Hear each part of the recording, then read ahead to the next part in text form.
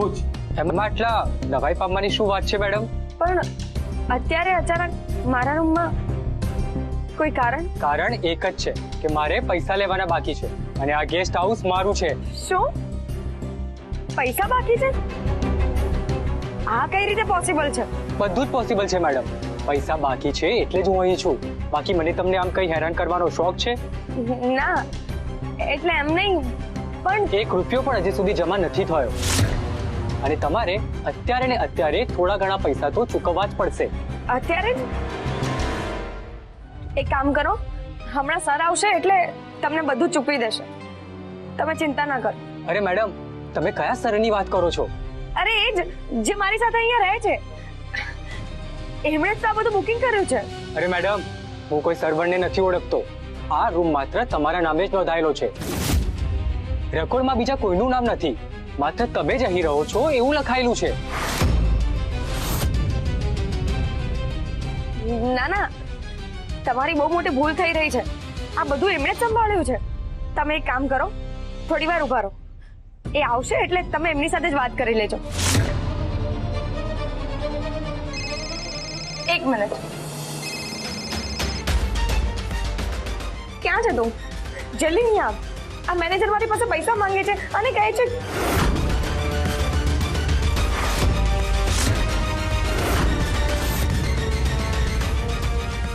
શું?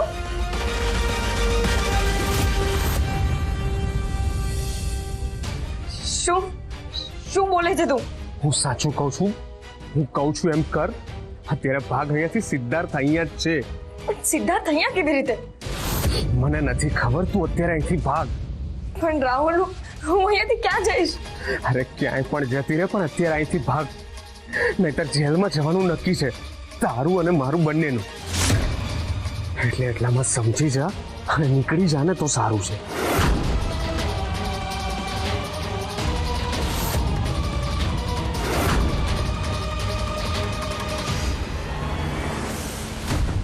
શું થયું મેડમ? તમે રિસેપ્શન પર વેઇટ કરો.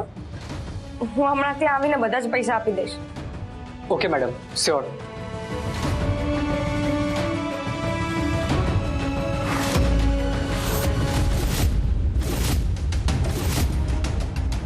સર, પોલીસ હમણાં આવતી જશે. મિસ્ટર શક્તિ, મારી પાસે પોલીસની રાહ જોવાનો સમય નથી અત્યારે. તો મારે અત્યારે જ અંદર જવું પડશે. આજે તો હું ગયો. સિદ્ધાર્થે તો પોલીસની આવવાની પણ રાહ ના જોઈ. જો એને બધી ખબર પડી જશે ને તો મારું તો આવી બનશે. ભાગ રાહુલ ભાગ. હવે તો ભાગવામાં જ ભલાઈ છે.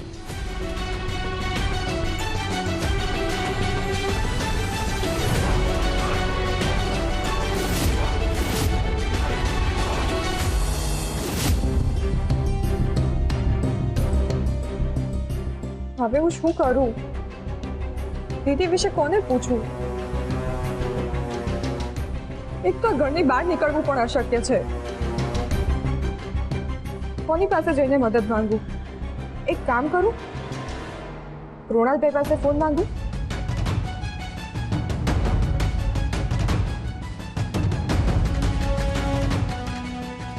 ના ના, એમને હેરાન નથી કરવા. જો કોઈને ખબર પડશે ને તો એમનું જ આવી બનશે.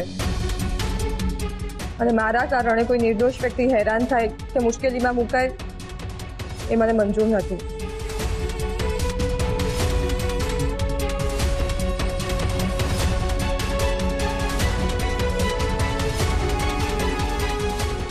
શું થયું ભાભી?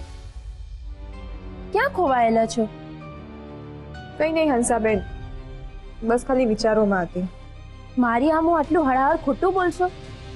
સિદ્ધાર્થને મારી દીદી વિશે ખબર પડી છે, પણ એ સમાચાર મારા સુધી કેવી રીતે પહોંચશે? મારી પાસે ફોન પણ નથી કે મારી નાની બહેનને ફોન કરીને પૂછી શકું કે દીદીની કોઈ જાણ મળી કે નહીં. બસ આટલી જ વાત. લો, તમે આ ફોન પકડો. ના ના હંસાબેન, જો મેડમને ખબર પડશે ને તો તમને બોલશે. અરે કોઈ ના જોવે. લો, ફોન પકડો. ના ના, હું તમને જોખમમાં ના મૂકી શકું. ભાભી તમે મને ભણાવી ગણાવીને આટલું શીખવાડ્યું, શું મારે તમને દક્ષિણા ના આપવાની હોય? દક્ષિણા મને ના આપવાની હોય, સરસ્વતી માતાને આપવાની હોય. અત્યારે તો આ જ તમારી દક્ષિણા છે, કેમ કે મુશ્કેલીના સમયમાં કરેલી છુપી મદદ જ સૌથી મોટું પુણ્ય હોય છે ભાભી. લો ફોન પકડો ને કરી લો વાત, હું ધ્યાન રાખું છું.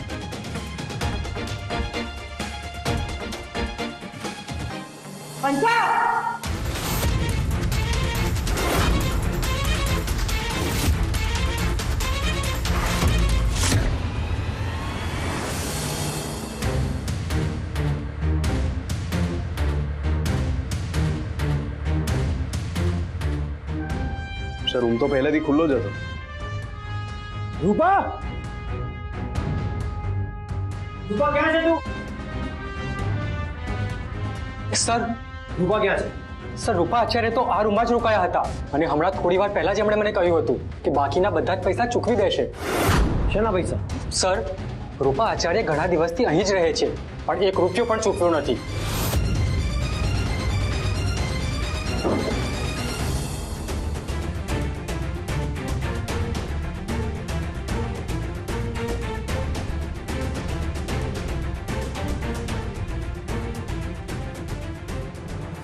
હા સર, એમણે હમણાં જ મને વાયદો કર્યો હતો કે બાકીનું બધું જ ભાડું ભરી દેશે.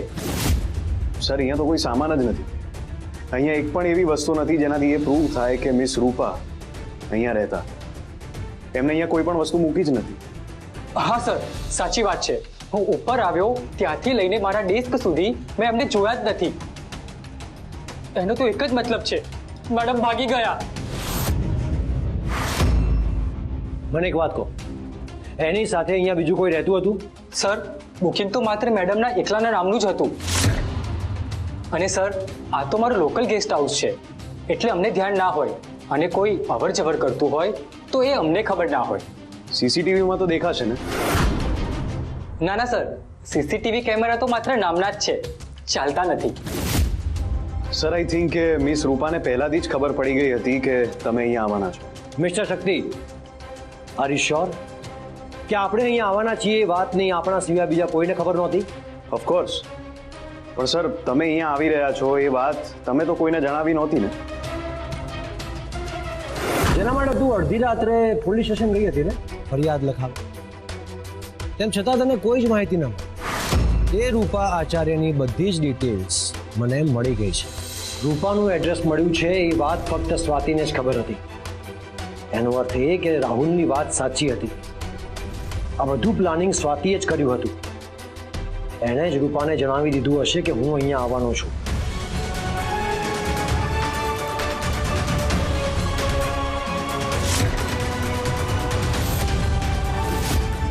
હંસા, તું આની સાથે અહીંયા શું કરી રહી છે? શેઠાણી, હું તો બસ અહીં વાત કરવા આવી હતી. વાત? આની સાથે વળી તારે શું વાત કરવાની હોય? ના શેઠાણી, એ તો બસ. ચોપ.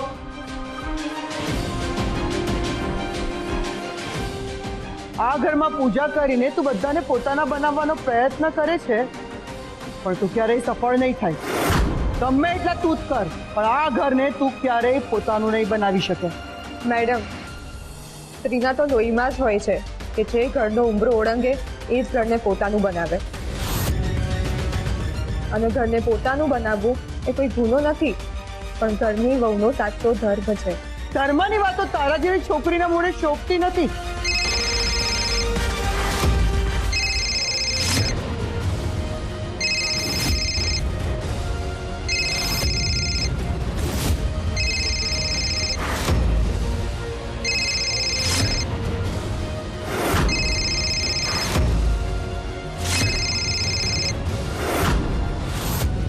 આવાજ ક્યાંથી આવ્યો? હે ભગવાન, હવે તો મારું અને સ્વાતિ ભાભીનું આવી બન્યું. તારા હાથમાં શું છે બતાવ છોકરી.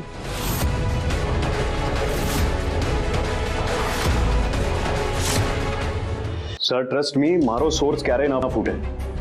તો પછી રૂપા ભાગી કેવી રીતે? સર આ શક્તિનો અત્યાર સુધીનો રેકોર્ડ છે કે જે કે ને એ થાય જ. ખબર નહીં આ વખતે કેમ આવું થયું કે મેં જે કીધું એ ખોટું પડ્યું સર ડોન્ટ માઇન્ડ બટ મને એવું લાગે છે કે આ વખતે ભૂલ તમારા તરફથી થઈ છે યસ, ભૂલ મારી જ છે. બટ ડોન્ટ વરી, હું આ ભૂલ સુધારી લઈશ.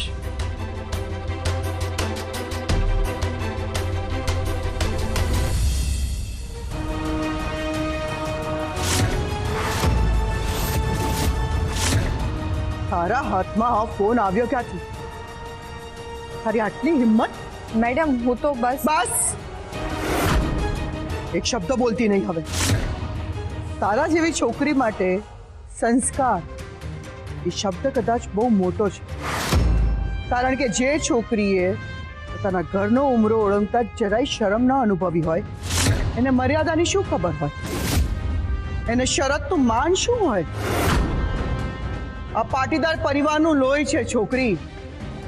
અહીં કચરો ભલે ગમે એટલા મોંઘા અને કિંમતી ડબ્બામાં ભરીને લાવીએ પણ એ ફેંકવાની જગ્યા તો ઘરની બહાર જ હોય છે. તું પોતાને શું સમજે છે એની નથી ખબર, પણ હું તને આ ઘરમાં કાળા ડાઘ સમાન સમજુ છું, જેને હું દરરોજ ઘસી ઘસીને સાફ કરવા મથું છું. તારા મા બાપે જ તને શીખવાડ્યું છે ને મોટા ઘરના છોકરાઓને ફસાવીને જિંદગીભરનું ભાથું બાંધી લેવાનું. યાદ રાખજે, તું આ ઘરની બહુ બની શકે પણ આ ઘરની ગરિમા ક્યારેય નહીં બની શકે. કેમ ચૂપ છે?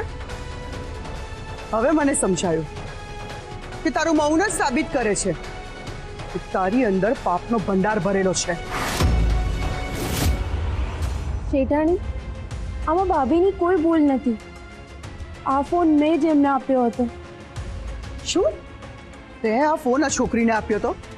એ એટલી હિંમત મારા જ ઘરમાં રહીને મારી વિરુદ્ધ તો આ બધું કરે છે? ના શેઠાણી, આ હંસાબેન કેમ મારા દોષનો ટોપલો એમના માથે લઈ રહ્યા છે? એ બિચારા મને મદદ કરતા હતા ને મદદ કરવામાં એ જ ખોટા સંડોવાઈ ગયા. તે આ છોકરીને ફોન કેમ આપ્યો?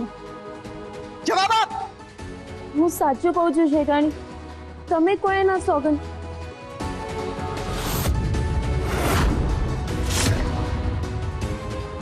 મેડમ એક મિનિટ ઊભા રહો. મારે તમને કહેવું છે કે લગ્ન પછી પગફેરાની વિધિ માટે દીકરીએ પિયર જવાનું હોય. તું જા.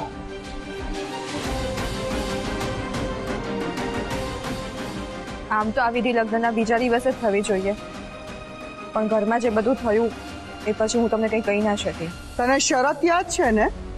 મને શરત યાદ છે, પણ જે પિતાએ મને આંગળી પકડીને ચાલતા શીખવાડ્યું એમને આ શરત વિશે કંઈ ખબર નથી, એટલે આશા રાખીને બેઠા હશે કે એમની દીકરી આવશે. લગ્નમાં આટલું બધું કર્યા પછી પણ આશા રાખી હશે એમણે? હા, એમને જમાઈની આશા નહીં હોય પણ મારી તો આશા હોય ને, અને જો હું નહીં જાઉં તો એમની આશા તૂટી જશે. મારી છેલ્લી વિનંતી છે, માત્ર આ રિવાજ માટે મને મારા પિયર જવા દો. રિવાજની વાતો મારા જ ઘરમાં આવીને મને ન સમજાવીશ. તારી એટલી લાયકાત નથી. જો મેં આ ઘરનો રિવાજ સાચવીને તમારી આબરૂ રાખી હોય તો મારા પિયરના રિવાજનું અપમાન કેવી રીતે કરી શકું હું? અને હું ત્યાં રહેવા જવાનું કહું છું? ત્યાં બધી વિધિ પતાવીને જમીને અમે તરત પાછા આવી જઈશું. અમે એટલે? રિવાજ મુજબ સિદ્ધાર્થે પણ મારી સાથે આવવું પડશે ને? મારો જ સિદ્ધાર્થ? મારો દીકરો તારા ઘરના ઉમરા તરફ જોશે પણ નહીં. પગ મૂકવાની તો વાત બહુ દૂર રહી. મોમ, હું સ્વાતિને લઈને એના પિયરમાં પગ ફેરાની વિધિ માટે જઈશ.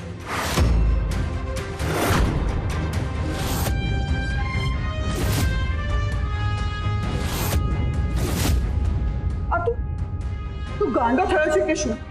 આ શું બોલી રહ્યો છે તું? તું આ છોકરીના ઘરે જઈશ? મોમ, હું બહુ વિચારીને જ બોલી રહ્યો છું.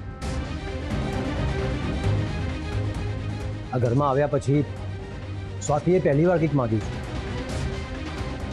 હું એને ના પાડી શકું એમ નથી. સિદ્ધાર્થ, જે છોકરીના હાથનો પ્રસાદ લેવા તું તૈયાર નહોતો, આજે એની સાથે એના પિયર જવા તૈયાર થઈ ગયો.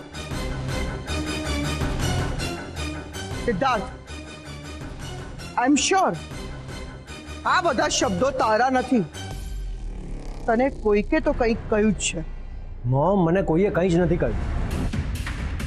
હું જે કરું છું એ સમજી વિચારીને જ કરું છું. સ્વાતિ, તારી ઈચ્છા છે ને તારા પિયરમાં જવાની? આપણે ચોક્કસ જઈશું.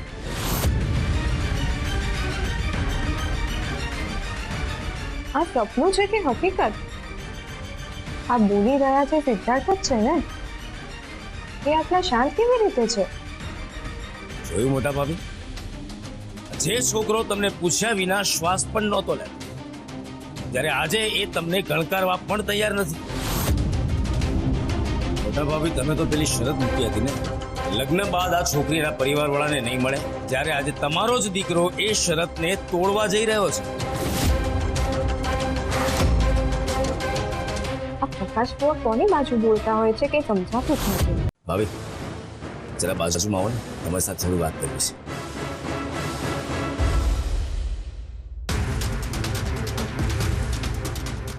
ભાભી, રાતોરાત તમારો દીકરો આટલો બદલાઈ કેમ ગયો? ક્યાં કે સ્વાતિના પ્રેમમાં તો નથી પડી ગયો? સ્વાતિ, તું તારો સામાન પેક કરી લે. આપણે કાલે સવારે જ નીકળી જઈશું. સિદ્ધાર્થને આ શું થઈ ગયું છે? હું જરાય નથી બદલાયો સ્વાતિ આચાર્ય, પણ રૂપાને પકડવા માટે મારે આ નાટક કરવું પડશે. અત્યારે તો હું નીકળું છું, પણ તું કુણાલ સાથે વાત કરી લે અને તારા ઘર માટે સ્વીટ્સ અને બીજી જે પણ વસ્તુઓ તને જરૂરી લાગે એ મંગાવી લેજે.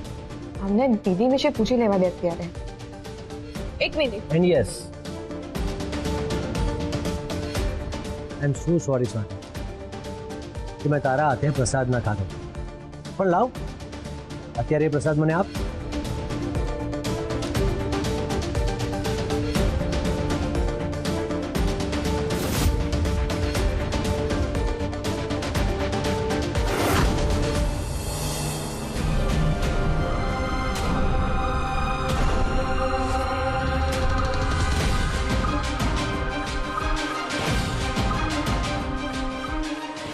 તારા પિયરમાં જઈને જ તારી બહેનને હું પકડીશ. માફ કરજો મોમ, પણ રૂપાને પકડવા માટે હું અત્યારે તમને હટ કરી રહ્યો છું. I am so sorry. And one more thing, આલે મારો ફોન. તારા ઘરે ફોન કરીને કહી દે કે આપણે કાલે સવારે જ આવીશું.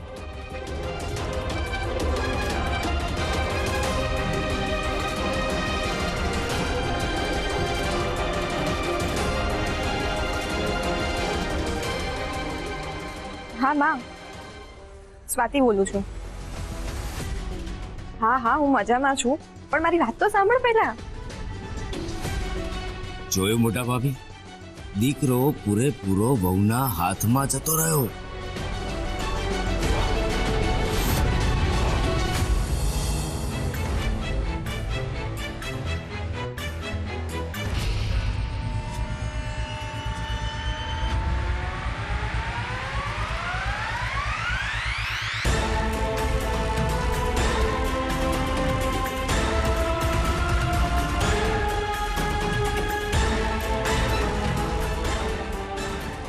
આ ગેસ્ટ હાઉસથી ભાગી છું ત્યારની આ ગરમીમાં ફરી રહી છું.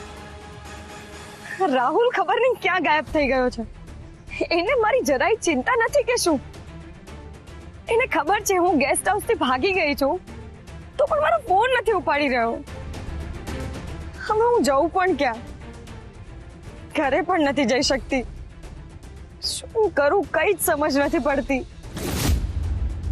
આ રીતે આ સામાન લઈને ક્યાં સુધી રસ્તા પર ફરતી રહીશ?